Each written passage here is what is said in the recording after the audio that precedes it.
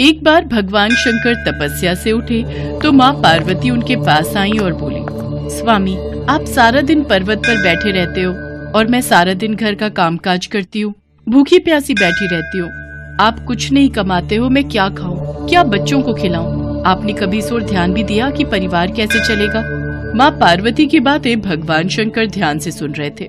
आप मेरी एक बात मानोगे स्वामी? मैंने तुम्हारे साथ फेरे लेते हुए 7 वचन निभाने का वादा किया था। तुम कहो तो मैं तुम्हारी बात अवश्य मानूंगा।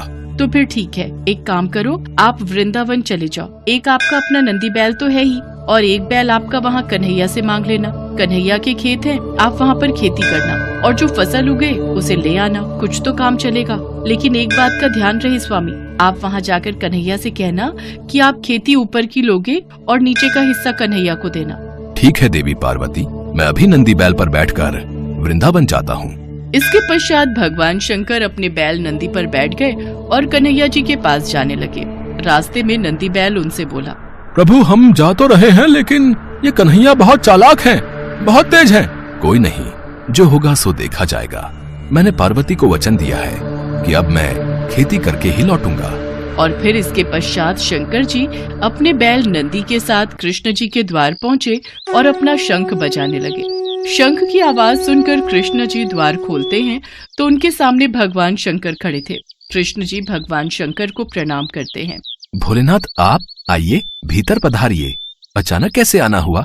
मुझे संदेशा भेज देते, मैं आपसे मिलने आ जाता। कन्हैया, मेरा एक काम है जो केवल तुम ही कर सकते हो। हाँ हाँ, बताइए, मैं आपकी किस प्रकार सहायता कर सकता हूँ? मुझे आपके खेतों पर खेती करनी है। एक बैल मेरे पास है और एक बैल आप अपना दे दो और अपने खेत पर मुझे खेती करने के लिए दे दो। क्यों मैया, आपका क्या विचार है? भगवान शंकर हमारे खेतों पर खेती करना चाहते हैं। हाँ, तो कोई बात नहीं, अच्छी बात है, हमें भी बनी बनाई फसल मिल जाएगी। पर मेरी एक शर्त है, खेती में आप जो भी मुझे बोने को कहोगे वो मैं बो दूंगा, पर खेती का ऊपरी हिस्सा मैं रखूंगा। तो आप बताओ मैं क्या बो दूं? ठीक है, मुझे मंजूर है। एक काम करो, आप ना आलू बो दो। ठीक है, फिर मैं फसल तैयार होने के बाद ही आपसे मिलूंगा। इसके बाद शंकर जी बैलों को लेकर खेती करने चले गए। उन्होंने खूब मेहनत से खेती की और आलू उगाए। कुछ दिनों में आलू की फसल पककर तैयार हो गई। शर्त के मुताबिक शंकर जी और नंदी ने मिलकर आलू के ऊपर की फसल, आलू के पत्ते काटे और गठरी में भरकर कैलाश ले गए। शंकर जी ने बहुत खुशी से पार्वती मैया को वो गठरी दी। पार्वती मैया ने जब गठरी को खोलकर देखा तो वो हैरान हो गई। उस गठरी में तो पत्ते ही पत्ते थे। प्रभु, आप ये क्या उठा लाए हो? खेती कहाँ है जो आपने की थी? पार्वती, मैंने तो वैसा ही किया जैसा तुमने मुझसे कहा।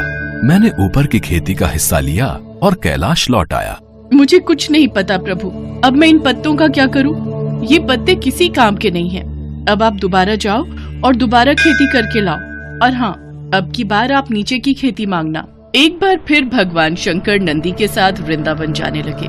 रास्ते में नंदी ने उन्हें फिर समझाया कि कान्हा बहुत चतुर है, तो आप सावधान रहना। शंकर जी ने फिर से वही कहा कि जो होगा देखा जाएगा। कन्हैया, मुझे आपके बैल और खेत फिर से चाहिए। मुझे एक बार फिर खेती करनी है, पर इस बार मेरी शर्त ये है कि मैं खेती नीचे की लूंगा, ऊपर की आप रखना।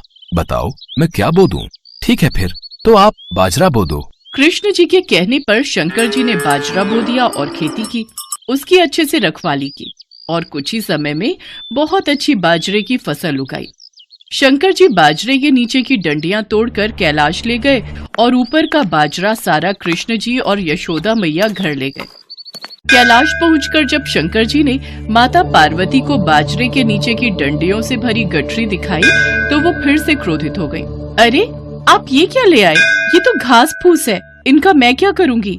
इसमें बाजरे के दाने कहाँ हैं? पार्वती, मुझे तो तुमने कहा कि मैं नीचे की खेती ले आऊं, इसलिए ऊपर की खेती मैंने कन्हैया को दे दी। मुझे कुछ नहीं पता, मैं क्या बनाऊं और क्या खिलाऊं। आप एक बार फिर से जाओ और इस बार कन्हैया से कहना कि ऊपर और नीचे दोनों की खेती आप ही रखोगे। ठीक है पार्वती, जैसा तुम कहो, मैं फिर से जाता हूँ। चलो नंदी। शंकर जी कन्हैया के द्वार पर पहुँचे और उनसे फिर से खेती करने के लिए कहा। कन्हैया, इस बार ऊपर और नीचे दोनों की खेती मैं ही लूंगा। बताओ मुझे क्या बोना है। ठीक है, इसमें मुझे कोई आपत्ति नहीं है। आप इस बार मक्का बोलो। इस बार आप ऊपर और नीचे की खेती ले लेना और जो बचेगा वो मैं रख लूंगा। शंकर जी फिर से खेती करने लगे। कुछ ही समय में मक्का की बहुत अच्छी फसल उगाई। कृष्ण जी यशोदा मैया के साथ मिलकर बीज का हिस्सा यानी कि मक्का तोड़कर घर ले गए और ऊपर और नीचे की फसल भगवान शंकर कैलाश पर्वत पर ले आए। इस बार नंदी और भगवान शंकर बहुत खुश थे कि ऊपर और नीचे की दोनों खेती देखकर माता पार्वती बहुत खुश होंगी। पर जैसे ही उन्होंने माँ पार्वती को खेती की गठरी पकड़ाई, जिसे देखकर माँ पार्वती अपना सिर पकड़कर बैठ गई। अरे, ऊपर और नीचे की फसल तो ले आए, पर इसमें भुट्टा कहाँ है? पार्वती, तुमने ही तो कहा था कि ऊपर की और नीचे की खेती लेकर आऊं, इसलिए मैं ऊपर और नीचे की खेती ही तो लेकर आया हूँ। अब मैं भोला भाला, जैसा तुमने मुझसे कहा मैंने वैसा ही किया। तभी कृष्ण जी आते हैं। माँ पार्वती, भोलेनाथ बिल्कुल उचित कह रहे हैं। भोलेनाथ को तभी तो भक्त भोले बाबा कहते हैं। भोलेनाथ तो भाव के भूखे हैं। प्रेम से जो भी इनको कुछ भी अर्पित करता है वे ग्रहण कर लेते हैं। आप धन्य हैं भोलेनाथ। माँ पार्वती, भोलेनाथ के द्वारा की हुई खेती मैं ले आया हूँ, इसे स्वीकार कीजिए। माँ पार्वती देखती हैं कि भगवान भोलेनाथ ने तो बहुत ही बढ़िया खेती करके आलू, बाजरा और मक्का उगाया था। वो खुशी से फूली नहीं समाती। कुछ भी कहिए स्वामी, पर आपने नंदी और कान्हा के बैलों के साथ मिलकर बहुत बढ़िया